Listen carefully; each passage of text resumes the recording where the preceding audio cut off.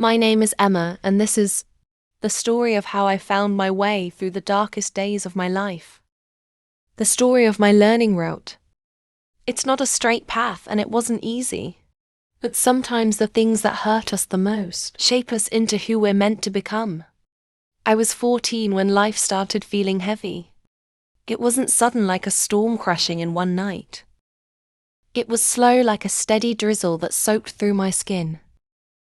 School felt harder than it should, and I'd sit at the back of the class pretending to listen. My friends never knew what was happening inside me. I smiled when they told jokes and laughed at all the right times, but it felt like wearing a mask every day. I remember one evening in October. It was cold, and the autumn leaves covered the streets in shades of red and gold. I sat in my room, tears rolling down my cheeks. Holding my math notebook, the numbers blurred and my heart ached. I had tried so hard, but I just couldn't get it right. That was the first time I cried so hard that my chest felt like it would burst. Why can't I be like everyone else? I whispered to myself. My mom knocked on the door and I quickly wiped my tears. "I'm fine, Mom," I lied, forcing a smile. But inside I was sinking. Days turned into weeks and my grades began to slip. Teachers said I wasn't focusing enough. They gave me advice, but none of it helped. I didn't want to tell anyone how lost I felt. Talking about it made me feel weak, and I thought people wouldn't understand. One night I lay awake staring at the ceiling. My heart was heavy with loneliness. I kept wondering if things would ever get better. The thought of quitting crossed my mind more than once. But then I remembered something Dad once told me. When I fell off my bike as a kid. "Emma, when you fall, it's okay to cry, but you have to get back up. That's what makes you stronger." His words echoed in my mind, and I cried myself to sleep that night, holding on to the smallest bit of hope. The next morning, I decided to try again. Not for anyone else, but for me. I knew it wouldn't be easy. I knew I'd fail again, but I wanted to keep going. So I made a list of small things I could do each day. One step at a time, I told myself. That's how you grow. The first step was admitting that I needed help. It wasn't easy, but I finally told my best friend Lucas. "I don't know what's wrong," I said, tears in my eyes. "But I feel like I'm drowning." He didn't say much, just sat with me in silence and squeezed my hand. And that was enough. The next step was asking for support at school. I went to my teacher, Miss Collins. I stood there nervous, twisting my fingers, and said, "I'm struggling with math, can you help me?" She didn't judge me. Instead, she smiled warmly and said, "Of course, Seema. We'll figure this out together." Slowly things began to change. It wasn't perfect. There were still nights when I cried until my pillow was soaked. But there were also moments when I felt proud, like the first time I solved a math problem on my own, or when Lucas told me how brave I was for opening up. I learned to be kind to myself even when things felt impossible. "It's okay to struggle," I whispered to myself during hard days. Learning isn't just about grades. It's about growing even when it's tough. Somewhere along the way, I found a love for reading. Books became my escape, and each story I read made me feel less alone. I found myself connecting with characters who struggled just like me, and their stories gave me hope. There were setbacks too, times when I felt like I was back at square one, but each time I reminded myself, it's okay to cry, just don't give up. I kept moving forward, one small step at a time. Eventually, I realized that my learning route wasn't just about school or grades. It was about discovering who I was, about learning to love myself even when I felt broken. It was about finding strength in my tears, and hope in my darkest moments. Now looking back, I can say that every struggle, every tear, every hard lesson was worth it. I became stronger not despite my pain, but because of it. And I learned that it's okay to fall as long as you get back up. To anyone reading this, I want you to know something important. It's okay to struggle, it's okay to cry. But don't ever give up on yourself. You are stronger than you think, and brighter days are always ahead. Even when you can't see them right now. Keep going step by step, that's how you grow. That's how you find your learning route. Some days still feel heavy, and that's okay. Healing doesn't mean you never feel sad again. It means you learn how to carry the sadness without it crushing you. There are mornings when I wake up feeling like the weight of the world is on my chest, but now I know how to breathe through it. I know it's just a bad day, not a bad life. Lucas stayed by my side through it all. You don't have to fix everything in one day. He'd remind me whenever I felt overwhelmed. He taught me how to appreciate small victories, like getting out of bed on tough days or finishing a single homework problem. Every little step counts, he'd say with that goofy grin that always made me laugh. Even when I didn't want to, there were also people I had to let go. Some friends didn't understand what I was going through. They thought I was just being dramatic, or that I needed to snap out of it. At first it hurt to lose them, but I learned that not everyone is meant to stay in your life forever. And that's okay too. During one of the lowest points, I found comfort in journaling. I'd write everything down. The pain, the fears, the moments of joy, no matter how small. My journal became my safe space, a place where I could be honest without fear of judgment. Dear diary, I'd write. Today was hard, I felt like crying all day. But I didn't give up, I'm proud of myself. And slowly those little notes of pride grew. They became reminders that I could survive even the toughest days. It was like planting seeds in my mind. Seeds of hope that would sprout on brighter days. Miss Collins also played a huge role in my journey. She wasn't just a teacher. She became a mentor. Emma, you're more than just your grades. She told me once after I failed a quiz. You're kind, creative, and resilient. And that matters far more than any test score. Those words stayed with me. It felt like she saw a part of me that I hadn't been able to see. Myself. One day after class, Miss Collins asked me to help tutor a younger student named Daniel, who was struggling with math. Just like I had been, I hesitated at first.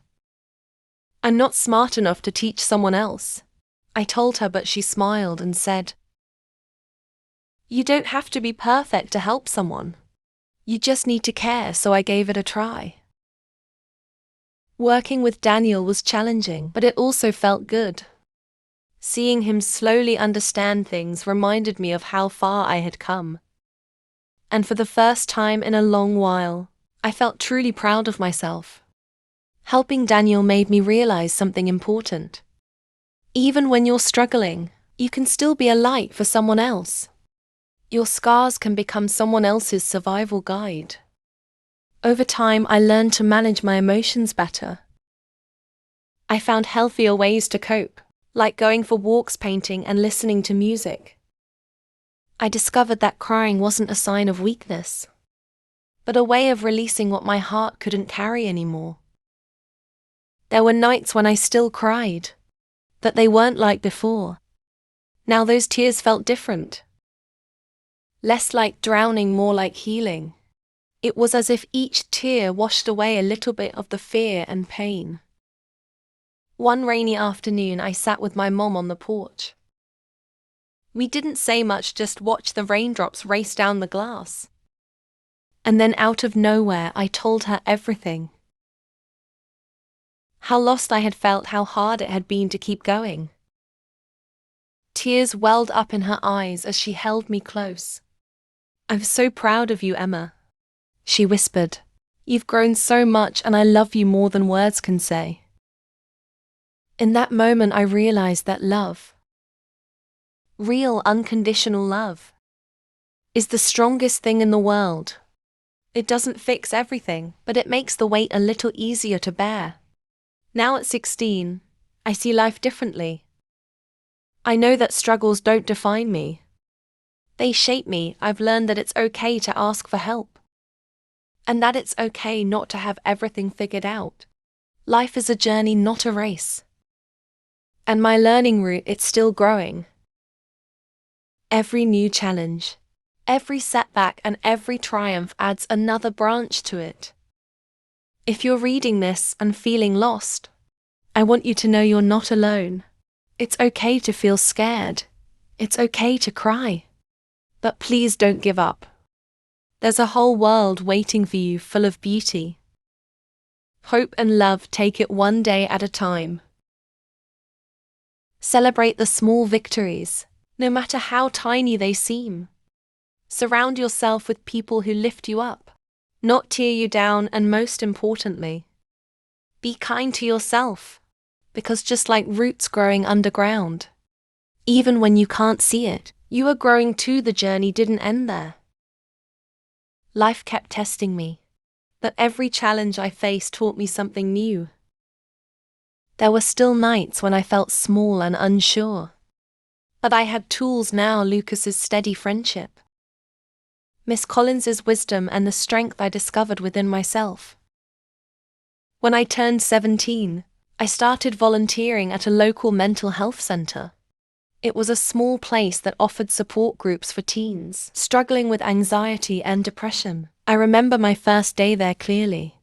I was nervous, palms sweating, afraid I wouldn't know what to say.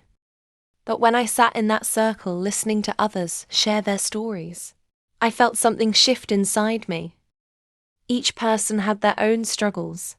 Some were dealing with broken homes, others with academic pressure or loneliness. As I listened, I realized how connected we all were in our pain. It made me feel less alone, and for the first time, I believed that my story could make a difference. One afternoon, a girl named Mia sat beside me. After the session, her voice was soft, almost a whisper. "I feel like I'll never be enough," she said, her eyes filling with tears. I looked at her, remembering all the times I had felt the same way. "I know what that feels like," I told her gently, "but you are enough right now, just as you are, and it's okay not to have everything figured out. It takes time, and you're not alone." Mia's face softened, and in that moment, I understood something important. Sometimes all someone needs is to be seen, to know that their struggles are valid, and to hear that they're not alone. As the months passed, I began speaking more openly about my mental health. I wrote articles for the school paper, sharing my story with others. At first it was terrifying, baring my soul for everyone to see. But the messages I received from classmates and strangers made it all worth it. "Thank you for sharing." One note read, "Your story gave me hope when I needed it the most." I realized that vulnerability wasn't a weakness. It was a strength. By being open about my struggles, I gave others permission to do the same. And slowly, the walls that people built around their hearts began to crumble. Not every day was easy. There were still moments when I doubted myself, when I wondered if I'd ever truly be okay. But now I had learned to ride the waves instead of drowning in them. Some days I'd let myself cry, knowing that tears weren't a sign of defeat, but a way of releasing what no longer served me. And through it all, my learning route kept growing. It wasn't perfect or smooth. There were twists and knots along the way, moments of pain, setbacks, and lessons learned the hard way. But that's the beauty of growth. It's messy, unpredictable, and uniquely yours. On my 18th birthday, Lucas gave me a small notebook for all the new memories you'll make. He said with a smile. I hugged him tight, grateful for his unwavering presence in my life. Friends like Lucas are rare, and I knew how lucky I was to have him. The pages of that notebook soon filled with new experiences, adventures, dreams, and moments of joy. Some pages held stories of hard days too, but they were always followed by notes of hope. I learned that life is a mix of light and dark, joy and sorrow, and that's okay. You don't need to have everything figured out right away. The important thing is to keep going one small step at a time. When I graduated high school, I gave a speech at the ceremony. My heart raced as I stood on the stage, but I knew the words I wanted to say. I used to think that learning was just about grades. I began my voice study, but the truth is, the most important lessons aren't found in textbooks. They're found in the moments when we feel like giving up, but choose to keep going, in the friendships that carry us through tough times, and in the quiet strength we discover within ourselves. The audience was silent, listening closely. I took a deep breath and continued. Life will challenge you. There will be days when you feel lost, when it seems like everything is falling apart. But I want you to remember something. You are not alone, and no matter how hard things get, there is always hope. You are stronger than you think, and your story matters. As I finished, the crowd erupted in applause. I smiled, feeling a sense of peace I hadn't known before this. Was my story one of struggle, hope, and growth? And it was far from over. The future stretched before me, uncertain and full of possibilities. But I wasn't afraid. I knew that no matter what came my way, I had the tools to navigate it. My learning route was strong, and it would keep growing no matter what storms came my way. And so I leave you with this. Life isn't about having all the answers. It's about embracing the journey, the ups and downs, the joy and pain. It's about finding beauty in the struggle and strength in your tears. Keep going, keep growing. Your learning route is waiting to blossom, and the world is better with you in it. After graduation, life felt like a blank canvas. Exciting and terrifying all at once. College was just around the corner, and while most people were thrilled, I felt a familiar knot tightening in my chest. Would I be able to handle it? Would the old struggles come back to haunt me? I spent that summer trying to prepare, but not just by shopping for dorm supplies or registering for classes. I'd prepared my mind. I promised myself that if things got hard again, I'd ask for help sooner. No more pretending I was fine when I wasn't. No more suffering in silence. Before I knew it, moving day arrived. My parents helped carry my boxes to the tiny dorm room, and Lucas sent me a silly text. Don't forget, if the people in your dorm are weird, just call me, I'll come rescue you. I laughed out loud, feeling a little braver because I knew he was only a phone call away. That first week at college was overwhelming. New faces, new classes, new everything. It felt like being tossed into deep water without knowing how to swim. But this time I didn't drown. I reached out. I signed up for a peer support group on campus. And on the first day, I sat nervously in a circle of strangers. Everyone looked as lost and scared as I felt. And it made me realize that I wasn't the only one struggling with the transition. When it was my turn to share, I took a deep breath. Hi, I'm Emma, I said.